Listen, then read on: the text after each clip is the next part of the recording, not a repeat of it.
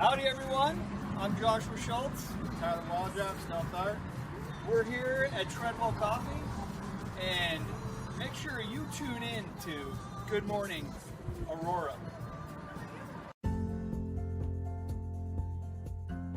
Rise and shine. Pour yourself a cup of coffee and tune in to Good Morning Aurora. News, weather, and really cool interviews. Monday through Friday from 8 to 9 a.m. Good morning, Aurora. Good morning, Aurora. Good morning, Aurora. The time is now 8 a.m. and you are listening to Good Morning Aurora, the second largest city's first daily news podcast. And we've got an interesting show for you guys today. We have a conversation with a well-known Auroran, Mr. Fred Rogers. We will be speaking today. This interview was conducted via cell phone because Mr. Rogers is not in the best of health. We wish him and his family the absolute best this holiday season. And before we get into that part of the show, we got a lot to tell you guys about, a whole lot. Holiday Hope drive-through groceries. That's taking place on Tuesday. It'll be from 9 to 11 a.m., serving 1,200 families for the holidays. So you can get groceries, and this is going to be in conjunction with Marie Wilkinson's Food Pantry and the Northern Illinois Food Bank, and, of course, the city of Aurora and our city leadership. So Holiday Hope, that's what it's called, drive-through distribution. That's taking place tomorrow. So, you know, shout out to the city doing it once again, and they have been since COVID, holding it down for the people. So thank you very much for that. All right, now continuing on, trains are the stars of the show this holiday season in downtown Aurora. Shout out to Aurora Downtown. For more information on everything that's going on in Aurora, specifically downtown area, go to auroradowntown.org. More than a handful of artists were hired for window displays. Local photographers and poets were also asked to submit work that can be seen online and in storefronts, and there's a lot of that going on. The Polar Express, Burlington Zephyr are among the themes that are taking place on the windows downtown. So shout out to Josh Schultz and Jen Ingram and so many great artists getting busy on the windows. Aurora Downtown partnered with SciTech Hands-On Museum on videos that explore train wheels and a Model A Ford. Mega shouts, mega shouts. Register your business by December 31st. In the age of COVID-19, the need for highly accurate communication and life safety data has never been more critical. With that in mind, the General Business Registration Ordinance requires all entities conducting business within city boundaries to register with the city of Aurora. By registering your business, you are contributing to the continued success and safety of your employees, patrons, and fellow businesses. The registration process is fast, easy, and free. We posted the website. Hit up the Facebook page for that. All right. So yesterday was a good day. Shout out to We Did It for the Kids, or excuse me, We Do It for the Kids. They had their toy drive taking place. That was a lot of fun for them, right behind Dakari. So shout out, that was their 7th annual. So they've been getting busy for a while. So, you know, much love to We Do It for the Kids. Okay. Ruling Food Service at 115 Oak Avenue in Aurora is still going strong with their initiative they've been doing. They've been delivering meals to healthcare workers. Feeding the front line is what it's been called. Really good food at Ruling Food Service. So shout out to Ruling, and shout out to all of the healthcare personnel and our first responders. And with that in mind, I know that you've probably seen the first local healthcare worker to receive the COVID-19 vaccine was a nurse at Rush Copley. So shout out to Rush Copley, shout out to the nurse, and yeah, that's how we doing it, man. You know, breaking it for Aurora, baby. Breaking it, baby. Get the news out there. That's right. All right. Civilian Review Board, CRB. The applications are online. The links have been posted. Please go check it out. The final date to submit is going to be tomorrow. Tomorrow is the last day, y'all. Tomorrow is the last day. All right. And want to give another big shout out to the city of Aurora and Chuck Nelson Day. Chuck Nelson Day proclamation that January 7th is Chuck Nelson Day, and Chuck Nelson Week is December 14th through the 18th, 2020. Chuck Nelson retired, and he was first the alderman for Ward 4, and then executive in a number of positions, assistant chief of staff for Mayor Wisner, and director of neighborhood standards and deputy mayor. Shout out to Chuck Nelson, great man. And the Chuck Nelson Development Services Center is located at 78 South Broadway, I believe. And yeah, that's his building now. Very cool. Awesome. Chuck Nelson's a great man, and he will be missed from the day-to-day minutia of city government. He was the man. Great man to learn from. All right. Because you know what? It's not minutia. It's not minutia. If you really care, like if you sink your teeth into it, man, it's not minutia. Nothing is minutia when you like it. Nothing is minutia and helping people is not minutia. It's not minutia at all. There's minutia involved in it, but it's not minutia. If you dig it, it's not minutia. It's fun. But we waxed a little bit right there, and we don't typically do that. Anyway, want to give shouts out to our most recent subscriber, Jamie, and I think we have a couple other subscribers as well, so we'll be shouting you guys out too. And subscribe to the YouTube page. So much more stuff is coming. Check us out on Twitter. Gotta get the tweets up, but yeah, check us out on Twitter, Facebook, shouts, Instagram, you know what it is. And the second largest city's first daily news podcast is going to keep the news coming for you. And also, we've got another great interview with a local friend, with a local roundabout friend. We'll be shouting that out. And all you small businesses, keep it up, keep up the good work. And that is it for the news. Good morning. Good morning. Good to see you, my brother. Likewise. Good to see you. Yeah. Good to be here. Yes. So we're going to talk a lot. We're going to go through a lot of detail about Prairie Grass Selections and all kinds of Aurora-based stuff as well. But for the listeners and for the viewers and those who don't know who you are, let us know who you are, where you're from. My name's Nelson. I've actually grown up in Aurora my whole life. I was born in Copley in the east side before it was moved over to the other part of Aurora. Okay. But I went to Aurora Christian my whole life. I was there for 13 and a half years, and then I went to West for a semester. But basically, I've been a citizen of the west side. Most of my family's been on the east side, and I moved away for 3 years to Michigan. I worked on an organic farm and learned different types of organic techniques and how to grow asparagus and how to make blonde asparagus. Interesting. Blonde asparagus? Yeah, when you take away the light and the sunlight, it can't make actually, wow, I'm blinking out right now. Chlorophyll, and so you get like a creamier, softer asparagus, but you also yield a lot less. So it's the price goes up, but you get less of it. Interesting. Blonde asparagus. Yes. If anybody ever hits me up for Jeopardy, I'm gonna know the answer. Lifeline, call your boy. Blonde asparagus. That's the answer. Growing up, what impact did your mom have in your life?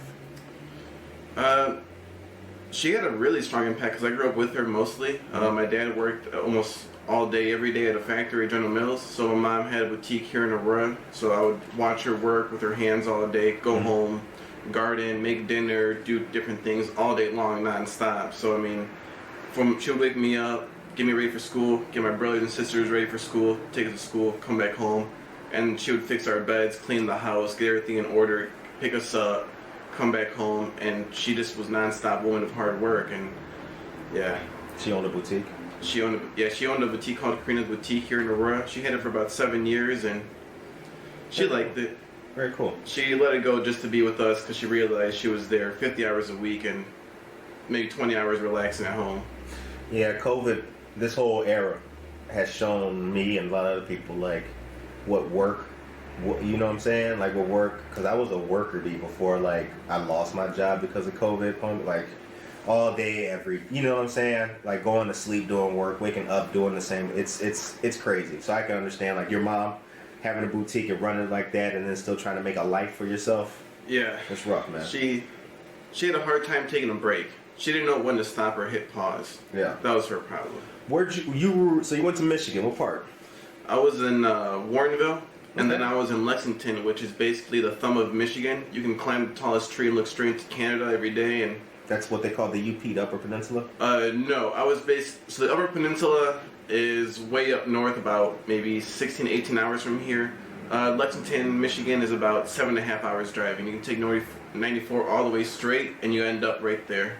And there's no like bridge or anything crossing over to Canada. You can just take a boat, and it'll take you 3 minutes, and you're in Canada. You ever been to Canada? I have. It was very nice. I've been there too. Shouts out to Canada. This one, This one, hold on. This one's for Canada. Let's hit him up. Hit him up. Canada. Like that. Hit him up like that. Yeah. That one's for Canada, y'all. I want to go to Canada. They're very nice there. The people there are amazing. I like them. The only thing they really kept asking me about was, hey, do you have any tortillas and hot sauce? Because they found out I was Mexican. They wanted some good hot sauce. And I thought that was kind of funny. Right, yeah. Like, I'm here to talk about y'all. Yeah. So, we're going to get into the specifics and the details and the history and the origins of Prairie Grass Selections. But from a resident point of view, a person who's been here and lived here, how do you feel Aurora Business is at the moment? I think it's been growing. I think the growth has been good. It's been organic. The community is really supporting the businesses. The local businesses here have been involved with like the people, and I like what the city's been doing with the small events, the food trucks, the First Fridays, and things like that. And it seems like the people here are really responding very well to it and helping like the community and the businesses grow together. And I also noticed that, like the farmers markets have been getting more people as well during the summer. And I don't know if it was because of COVID, people are more at home, but I noticed that a lot of people there were buying a lot more things, asking for more tips and tricks on what to do in their home gardens and things like that. People were buying more flowers. I would just drive by like Treadwell Coffee and see people outside getting their drinks, or at Branch Gardens, and supporting them and like going to all their little sales and things like that, like the cocoa craw cups. Yeah, I thought that was a very cool thing. That was dope. That was dope. Yeah. I got mine from this year and last year. You mentioned the farmers market. Yes. I was shocked to find out just a couple months ago. I was shocked to find out that Aurora, our farmers market, is the oldest in the state. Really? I didn't know that until like I looked it up. Aurora, Illinois farmers market is the oldest in the state, and there was a reduction due to COVID. But back when it was going on, you still saw crowds, socially distanced and all that. Yes. You're a grower. The vegetables and the things like that. Is there a lot of hard work involved in what we see produced in these farmers market? The prep work that goes into like organizing the whole farm in the beginning is where a lot of the work goes in, and then harvesting. The rest of the time is a waiting game. So you want to prep the soil if you're an organic grower. A lot of these farms around here are synthetic growers. They use a lot of salt-based fertilizers. So for them, it's just plant and spray with fertilizer, and then go back out there and water it in, things like that. But the organic farmer will have to start at the end of the last season to prep the soil, get it ready for the springtime, then add in an organic like fertilizer or compost, and then let the land just kind of slowly age like a fine wine. And every year the organic farm will get better and better. So the yields might not be as good, so it all depends on the type of farm that the product is coming from. What's the importance of a yield when farming? So, for example, with like potato farming. Let's say you have a 5-gallon bucket and you plant some potatoes in there, and in a good living soil mechanism where the soil you put in a microscope, you have bacteria, you have bugs in there, everything's working together in the soil food web. You can get a bountiful harvest of maybe 30 pounds of potatoes in a 5-gallon pot.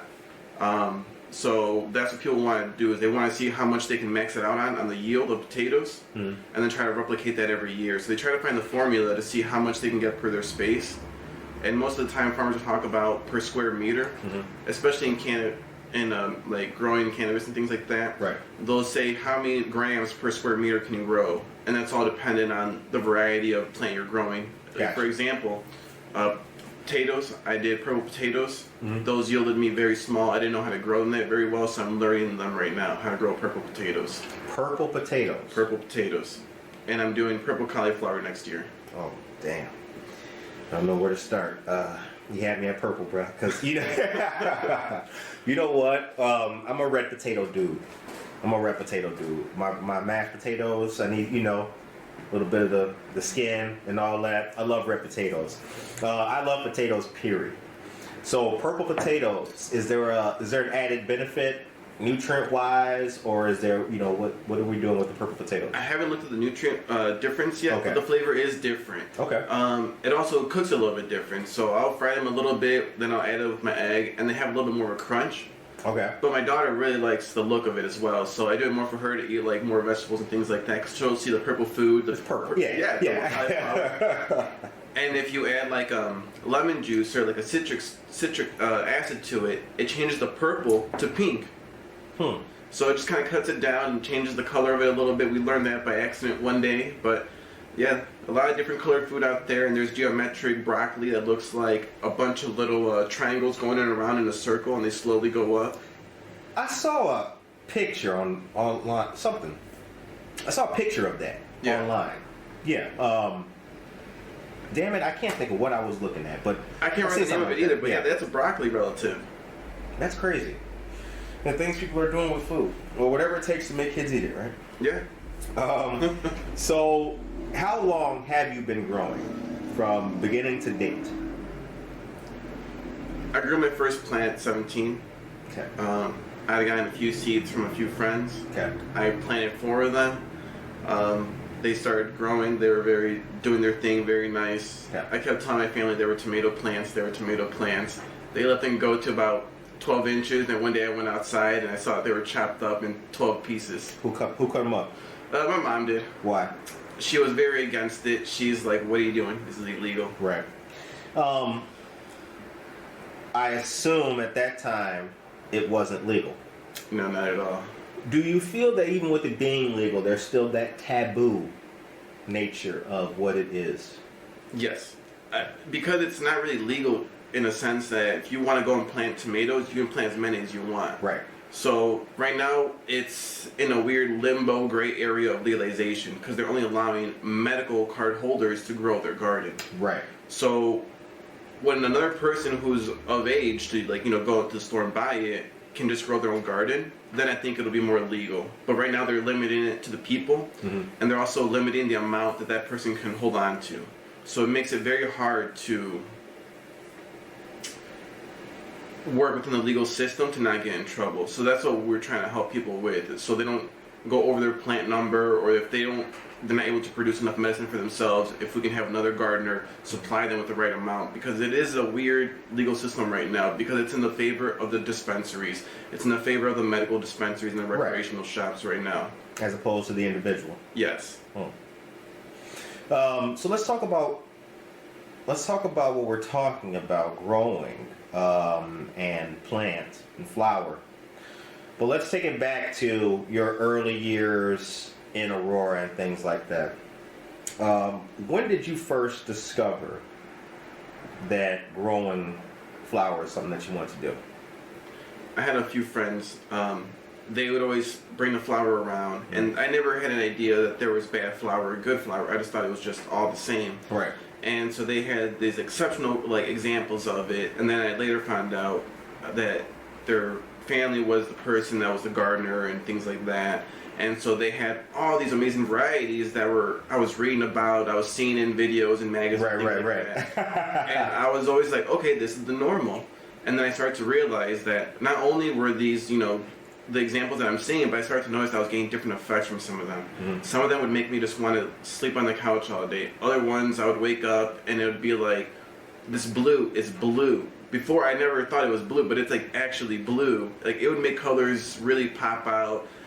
Music would sound better. And other varieties, I could feel the music, the spirit of the music coming around me, and I would feel more energetic and happy. And so that's what really got me. Please don't stop them. Exactly. I was noticing all these different effects that were happening from these different varieties. Right. So I wanted to look into why these different varieties all had different effects, and then that's when I found out that just like any other plant, there's over 1,000 varieties of it. And now with all this new legalization, more breeding, there's over 10,000 varieties, and there's new varieties made every day. So varieties, also known as strains, or is a strain different from a variety? Strains are varieties. Okay. So the word strain is actually more for a virus. Right. And now the guys who adapted it for this, so Robert Cannell Clark. He's a scientist. He's like the first flower scientist. He got a book called Marijuana Botany. It is the best book of all time on the growing advice. It's like a scientific, just all around great book. Okay. But he's the one who did the word strain, calyx, pistil, and a few other words that we know they're related to flowers, but in the other botanical world, they don't agree with us in those terms. Why not? They use the word strand or cultivars. Okay. And we use strain. But it's only because of the fact that we had to hide things and do things a little bit differently in the past. The taboo nature of what we're talking about. Exactly. So now you used to have everyone taking pictures, writing notes, and things like that. And very few people in the past took notes or pictures of what they were doing due to the nature of it. Interesting. Is there a way, or is there a class? Was there a CD-ROM to download or something that helped you understand, or did you get all of your knowledge from individuals and working with them? I had to do trial and error in the beginning. Okay. So there was a lot of failed attempts, a lot of parents that would find, different things and chop them down and get upset. One day your parents walk into your room and they're like, "What's that smell?" And they try to open your closet and they can't because there's 5 locks on it. And then they bust it open and they take it all down. Comment bill extra high. Like, what the hell? Yeah. Oh yeah, you're talking about an extra $40 a month one month and you're like, "What is this?" Right. You have any favorite strains?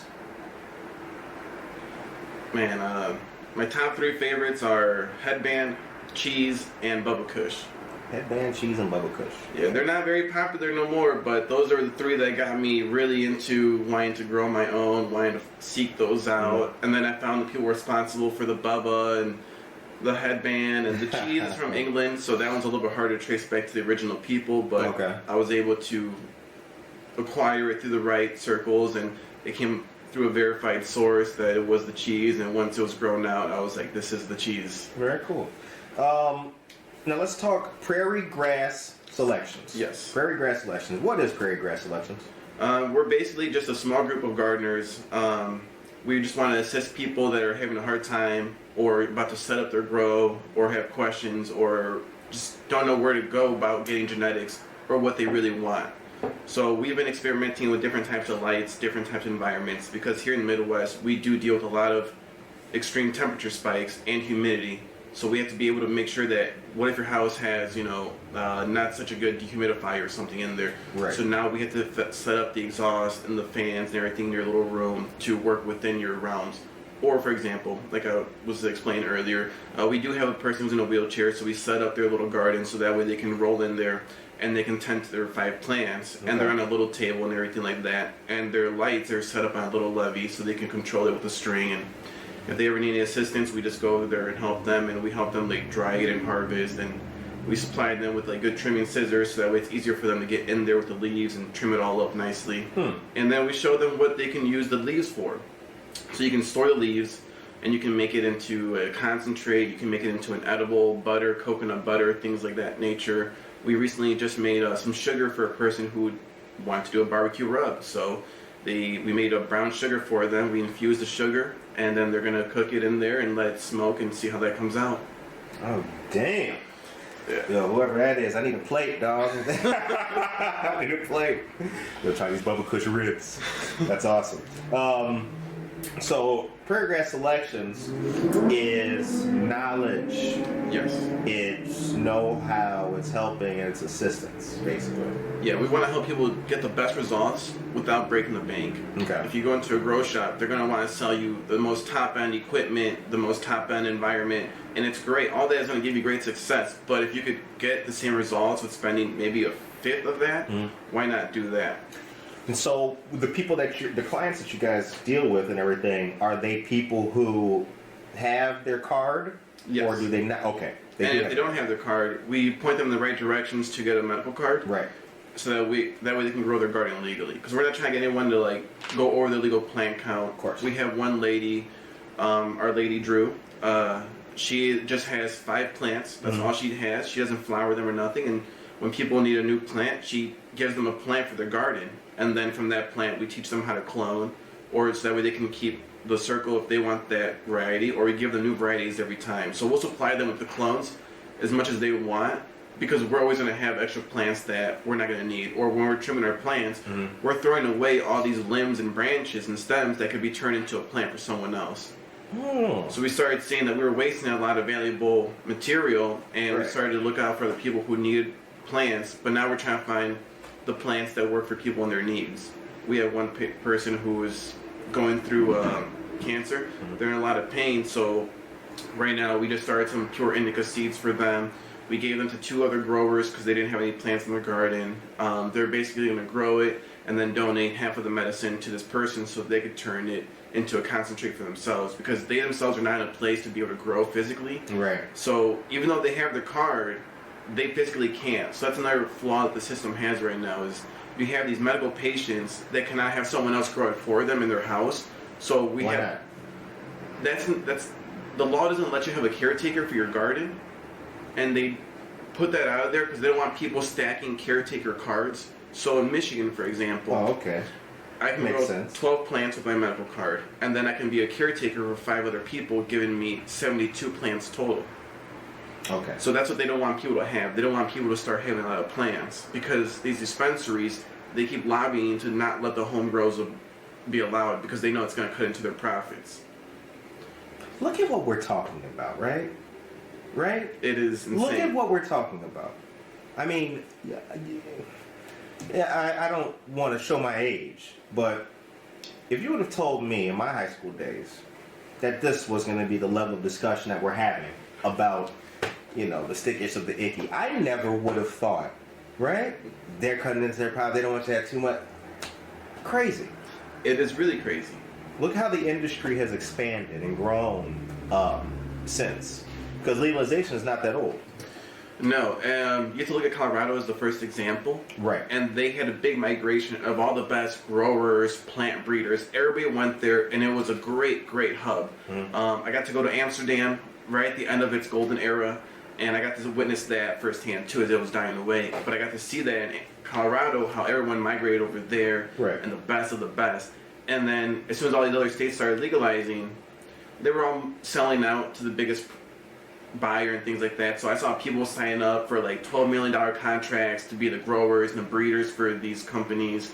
And it was amazing how you're talking about, like, these guys only made like $30,000 a year growing their pot, like at the most, and now they're getting these $12 million contracts for 5 years. Crazy. There was a company here, I won't say their name, in Illinois.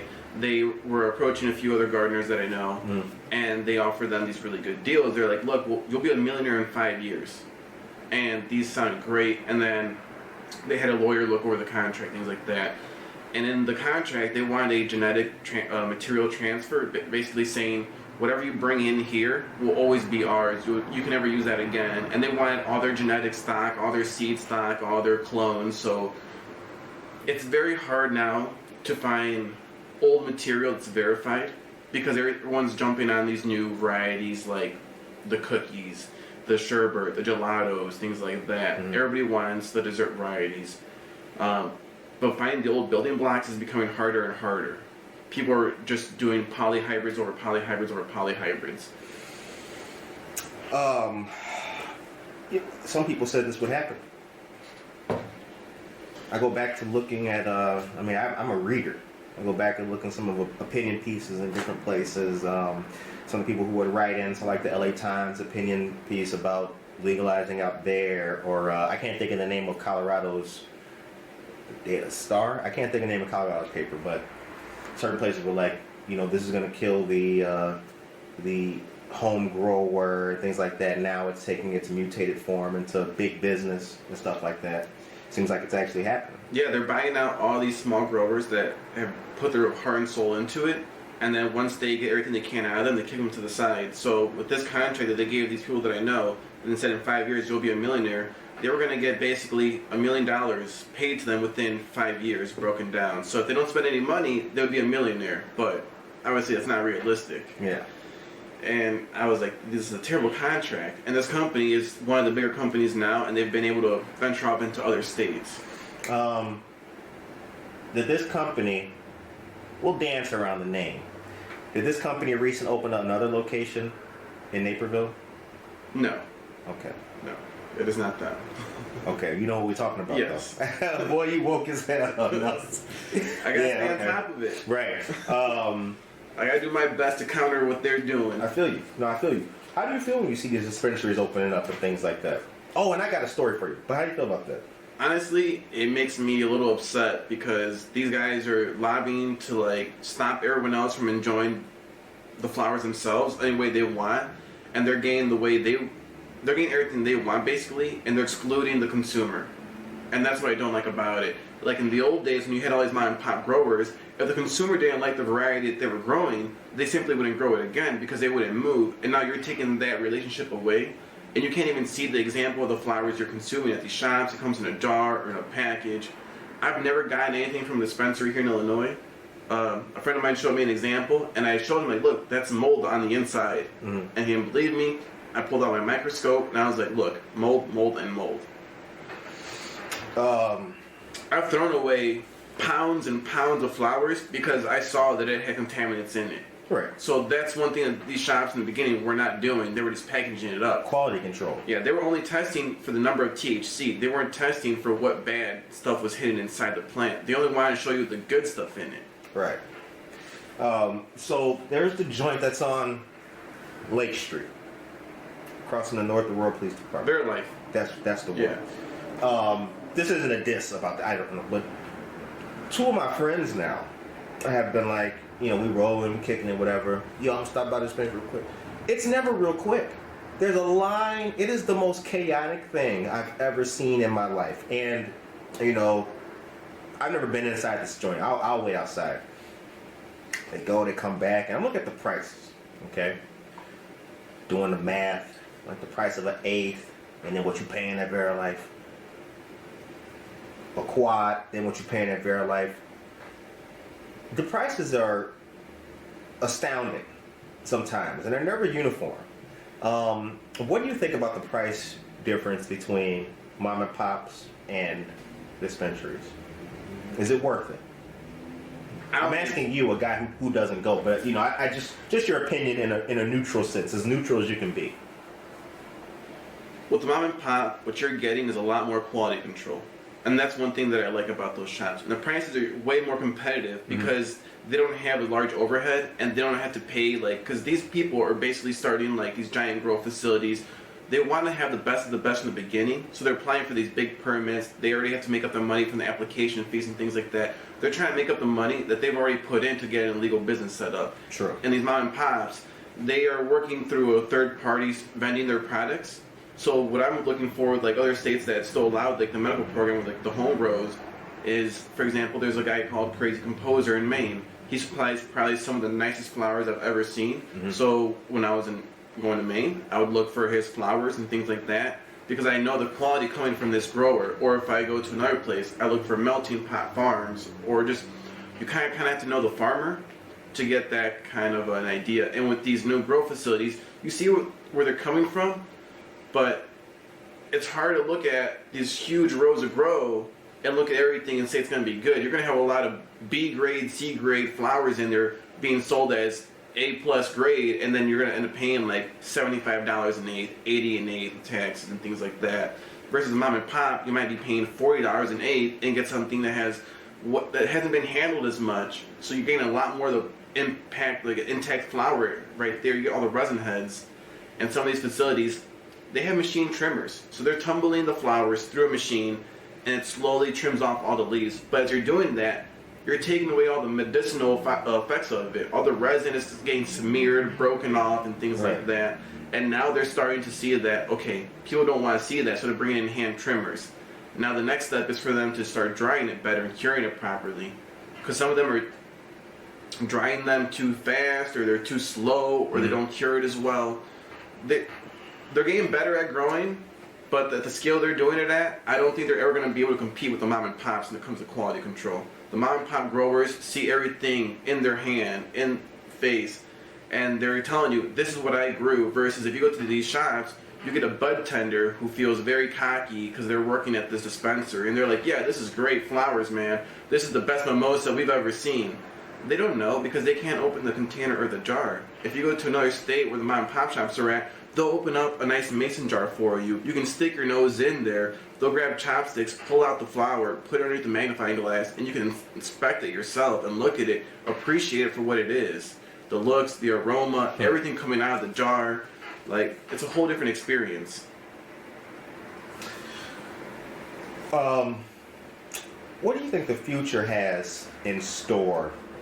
Speculate. What do you think the future has in store for the industry?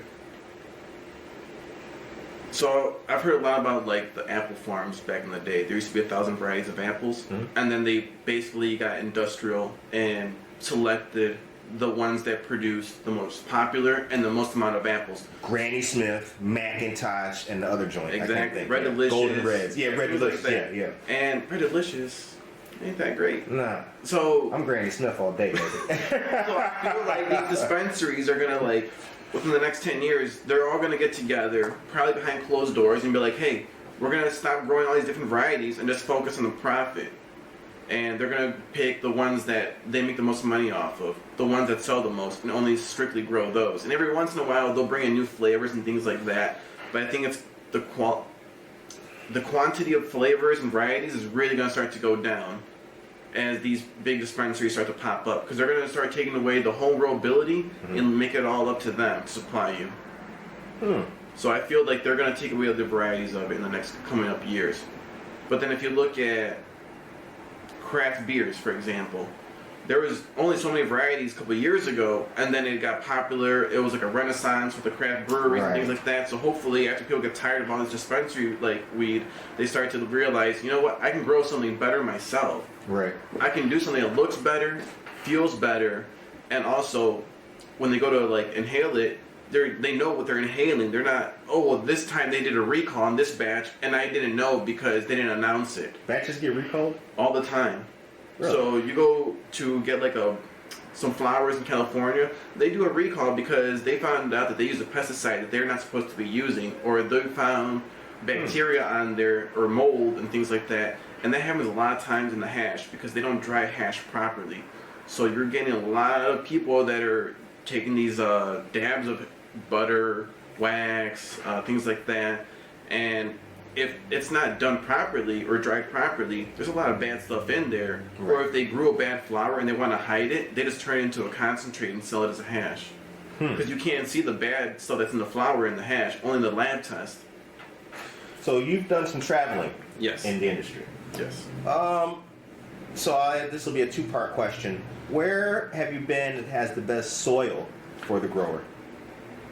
Man, I actually have not seen these farms because I was never invited, but a buddy of mine actually, he did this by himself. He went a couple years ago, over a decade ago, all over the country, meeting with all these different growers that he had networked throughout the years, making relationships with, and grabbed soil from all their farms. And Kentucky has the best soil, hands down, he says, for growing flowers. He's like, if Kentucky legalizes it, they'll crush the market because their soil, their little terroir of the Smoky Mountains and everything like that makes such a perfect microclimate that it will just produce the country's best outstanding flowers. And Mendocino area in California has like a weird, like, similar microclimate of the mountains and everything like that. So there's like sweet spots.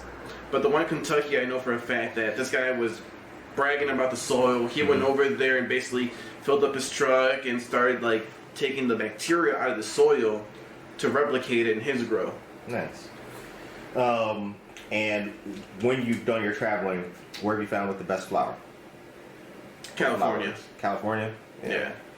It was hands down Northern California. They had the best flavors, the best drying, the best curing. Like, they just knew how to store it, and some guys were pulling out examples that were 8 years old and opening up a package, and it looked like it was maybe from like the last harvest and done right. But like, no, this is 8 years old. He has a fridge that he keeps all these old examples that he likes to keep hold of. And damn. So I was seeing like Panama Red, which is something that I never got to see or try, and it doesn't look pretty. It doesn't look nice. It's not what you would be expecting at a dispensary. Most people would be like, I don't want to smoke that. Right. And you try it, and it's a completely different effect. It is very uplifting. I didn't realize it. I was slurring my speech from it, but It was very strong, and it was very ugly. Very strong, very ugly. Do you think that Aurora downtown would be served well with a dispensary? I think it would. I think it should be a dispensary from the community, and I think the Aurora would respond really well to it. I don't think it should be an outside company or an outside organization that comes in here and starts it. Even if you're from Illinois and you're not from King County or this area, I don't think you should be opening up your business here. The only reason that we're getting outside, like, people looking in here is because we're the second largest city. And they're tapping into the fact that the east side of Aurora has a lot of arrest records on it, so they know they're going to be getting all those like smokers and people that enjoy it. And that's one thing that I think is negative, is that these people are applying for social equity licenses and permits and things like that. And when I look at who these companies are, they have one minority in their group who had one arrest record in like the 70s for like half a joint, versus these other companies that come from families that were torn apart, their brothers and sisters were arrested, they got to see them go to jail, they saw the police come to their house looking for them, and had a lot more traumatic experience. I think these are the people that would benefit the most, and I think if the community sees that they're giving back to them, it'll be more, I think the community will respond a lot better to that. So this next question encompasses a lot of different things, a lot of different elements, but we'll stick on the part of it that deals with what we're talking about, which is the devil's lettuce. Has the war on drugs failed? I look at Oregon and I say yes. Okay. Oregon's leading the way in, you know, with the legalization and decriminalization of small amounts of certain substances, so I think that is a big step forward. Okay. But I also think it's a big step backwards, because some of those substances are a lot harder, and yet the penalties for the devil's lettuce in some states is worse than ever before. Right. Like in California, it's legal, but if they catch you in certain counties with plants outside, they'll arrest you because it's not legal in that county. So right. Oh, it's very hard to see, like, it's winning, but it's very visibly winning the war on drugs. Drugs are winning. Yeah. There's a part of me that feels that like all of the opening of dispensaries and the yada yada beautiful, happy nature of it all,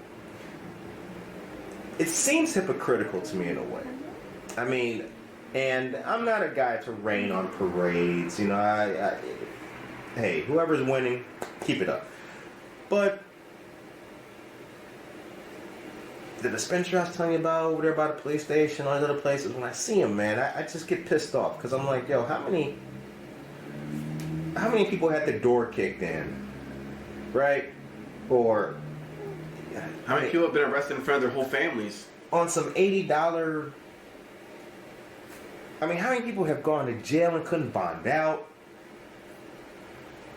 How many people have lost it all because of a pound of... Right.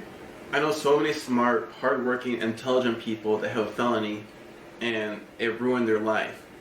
They are now in their 40s and 50s. They've had to work 3 times as hard as a normal person because of their record. It has tainted them for life. And there's people that do real crimes against a lot of people and they don't get in any trouble. And that's where I think it's really wrong.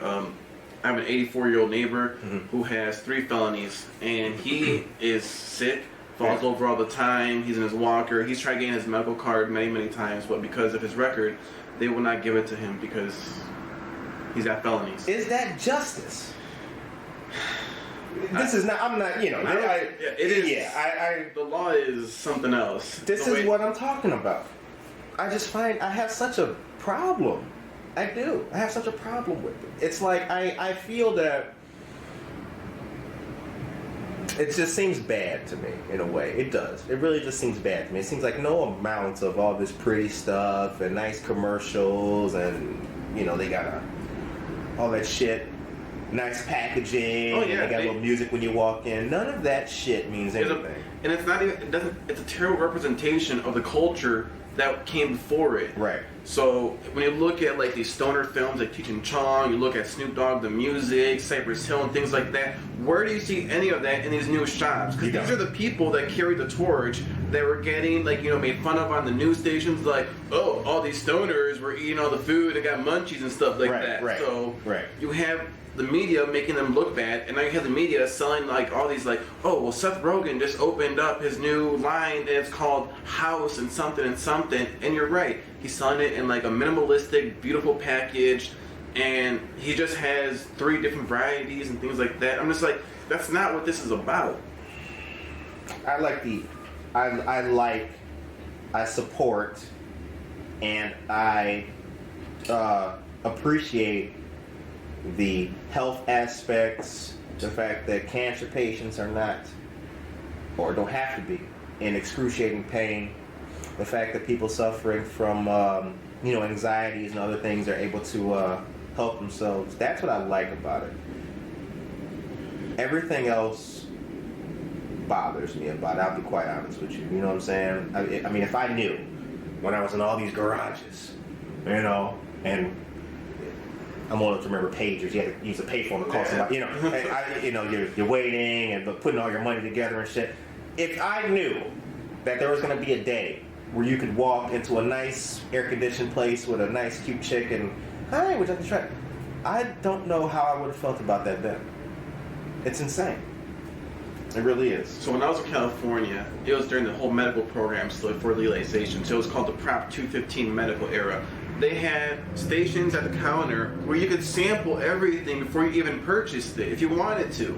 And I was like, this is amazing. I love California. Right. And then I go to other states and I see it's not all the same, which is why I think California was able to take it a step further in the varieties and the development of it, because people there were able to give them their feedback right away, like, oh, this isn't good. Oh, this is great. California, see, the thing that California also has, I've also been to Portland, Oregon. Okay. I've been all through Oregon. Shout out to Oregon. My sister's in Portland right now. Shout out to Oregon. I mean, who knows how many growers and professionals and people that have existed in those forested areas and all that, from Oregon to Portland, all the Pacific Northwest, all that. I mean, so they got like crop to choose from. Yeah. You know what I'm saying? It's like New York would rap. They always did better than Kentucky would have. They ain't nobody really freestyling in Kentucky back in the 70s. So that's what California had, and I'm glad that they've had at least the forward thinking to like kind of put it in action. You know what I'm saying? To pave the way. Why did they pave the way? Or was it Colorado? Colorado did it legally. Colorado legalized it. Alaska decriminalized an ounce of possession in the 70s before anyone else did, to get other people to move up there. Right. So Alaska also has got a lot of old school growers that have a lot of great genetic and seed stock, because they were able to live out in the middle of nowhere and no one was going to say anything to them, and grow their crops that finished before the frost. Amazing. There's a story in my family. I won't share it because I can't get too deep, but there's a story in my family of an uncle of mine who, I guess, had the backyard full of plants and was growing them, and the police came through there and tore it all down and did a scorched earth kind of thing. And I mean, this is back, this would have been in the 70s. I was born in the 80s. But it's like, I just look at that, and he did time for it, you know what I'm saying? I popped for it, and I look at that now, and I'm like, too bad for him that he was, 40 years too late. It's just sad. It's terrible. Do you know why it was illegal in the first place? Yeah, I do. Fine. Well,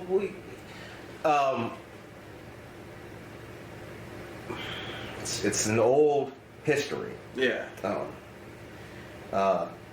Jazz music and the climate and all that, You got nice white kids over here, they're hanging out with brothers playing saxophones and shit. The devil's lettuce is all over the place, and it's a little bit more. It's more than that, but it's in the strain of the corrupting influence, as I understand it. It's the corrupting influence of society. I mean, it's the next thing you know, now you're Eminem, You know, you're. Well, you had actually the logging industry that was getting a big threat from the hemp industry. Mhm. So they were like worried about it. So you had all these really rich, well-connected U.S. businessmen like Randall Hearst, who owned the newspaper companies, who invested a lot of money in the logging industry. So this guy came out with an idea, a machine that would break down the fibers of hemp and make it way more easier to use than cotton and other things like that. So it was gonna like make you not need labor of people anymore. You had a machine that was going to replace all these other things. So these guys are about to lose their millions and millions of dollars, which is the equivalent of billions today. Right. So they targeted it the way they knew they could get it illegal, was through going after the African Americans, Right. the Mexicans. So they used the racist views of America at the time Right. to make it illegal. Yes, and okay. and that's what they're like. They're like, look what these jazz musicians are doing with their Viper, with their jazz. I knew there was an industrial business aspect to it. I didn't know enough about it, though. That is true. The logging industry versus hemp. Yeah. Forward progressive thinking at that time. But yeah, that's how they did it. You know what I'm saying? They was like, look, if you vote for this, your nice daughter Susie's going to be down here hanging out with Cab Calloway and shit. Yeah. You know, and which would have been the coolest thing in the world. But Yeah, now they're talking about like, remember when your grandma was down there at that jazz club? see, but that's also what we're talking about too. See, now look, right? Now it's the coolest shit to be at the Drake concert. And it's crazy, man. It's crazy. I believe that this subject that we're talking about is, if it's not the beating heart of the culture war, it's certainly a ventricle. I mean, it's certainly part of the damn organism of the culture war. One thing I'm very happy about though is that in California right now, the big like producers of high quality, amazing flowers and things like that are pushing to the next level. They're working off all these hippies that were able to get away with it because the laws were racist. Right. So now you have African Americans, you have Hispanics, you have a lot of Asian community members that before were always targeted by the police, but right now all the new hype varieties are coming from them. Right. Yeah. So it's like, shout out to the black community, shout out to the Hispanic community, the Asian community out there. They gotta wait. Now, Yeah. now you can spread your wings. Like Exactly. now you can get They were busy. always held back. Yeah. And so you look at what everybody wants. Everybody in California is looking for these Southeast Asian strains. They want these Middle Eastern varieties. They want these varieties from Africa. And the white people would have never gone over there. These people came over here and brought them themselves, either through slave, migration, moving, all these other things. And this is what created all these like amazing varieties. Right. Let's talk movies real quick. It's always been, most films of what we're talking about are either super taboo or hippie joints and all that. What's some of your favorite movies about the culture? Or not, if they're about the culture that use the, that. Man, I'm gonna throw a weird one for you. It's called Ganjasaurus Rex. It's an old 1980s film that was made by some small growers in Humboldt, California area, and you can only find it on YouTube. It's not available on VHS or anything like that, but it's an old view of the way they looked at things. They wanted to make it kind of like Cheech and Chong, scientific, mutated, urban, things like that. Right. That one's pretty funny, but it's very silly, and it does portray the dumb stoner, which I hate. Of course, yeah. But it's very hard to find movies that don't portray that. Right. Let me see. One thing I really don't like is like when they show the like, and I get it, it's Hollywood. They're not growers. They make these grow setups in these films, like Pineapple Express, for example. And I look at the hydro setup they have in that big warehouse. They're underground. I remember it's that like, scene, yeah. that is so unrealistic. I'm like, why would they do that? And I'm like, what are they doing? Like, they're gonna ruin their crop. Like, the whole setup is flawed. So you critiquing the movie, you're not even enjoying it. No, I'm like, I enjoy the story and everything like that, and I'm just like, man. What's a better movie? Half Baked or Friday?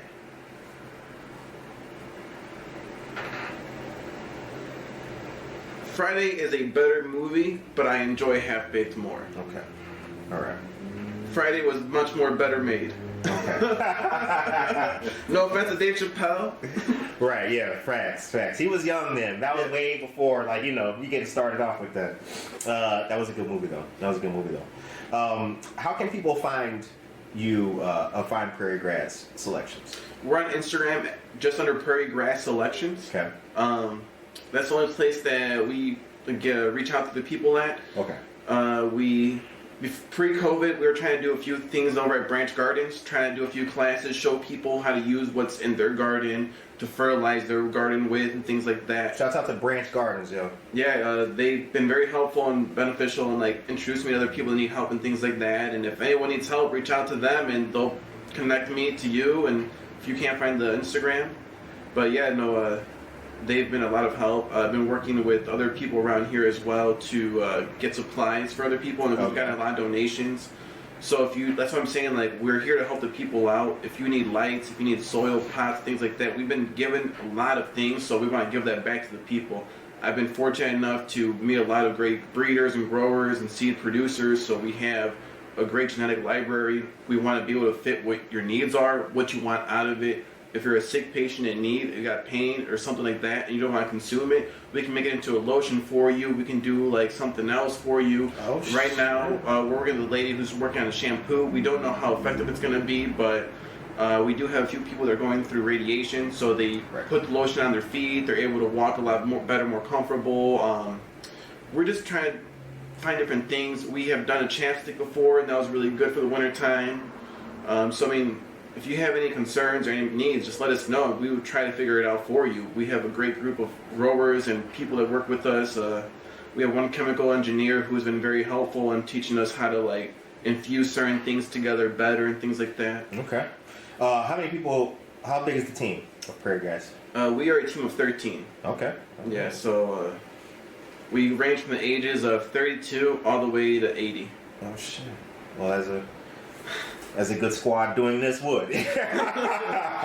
All of us remember the drug war when it was... Of course. Yeah. Yeah. Oh, God, yeah. Yeah, I hate it, man. You know, I'm kind of flashbacking now. Like what people are paying extra for and driving away from these places with is the kind of shit that young Latino and young African American brothers had to like hide in your sock, or you would be literally shook to make the journey from North Aurora back to the east or west side, because how are you, what if you got pulled over with this dime bag? I mean, my God. This is a good conversation though.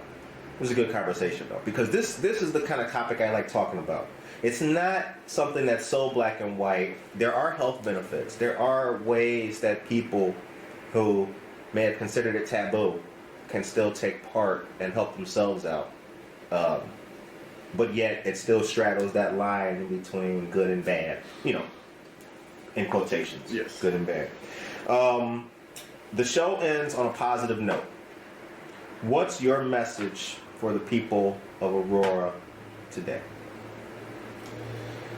Man, Aurora, you can do anything you want to do. I've seen it happen. Aurora's changed a lot since I was a kid, and it's for the better.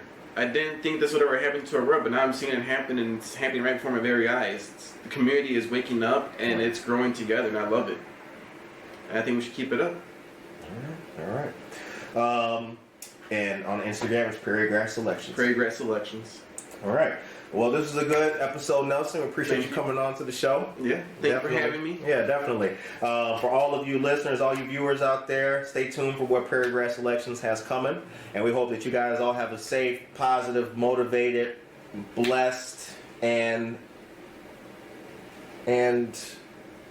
uplifting day and the rest of the week. So on behalf of the second largest city's first daily news podcast, we want to say peace.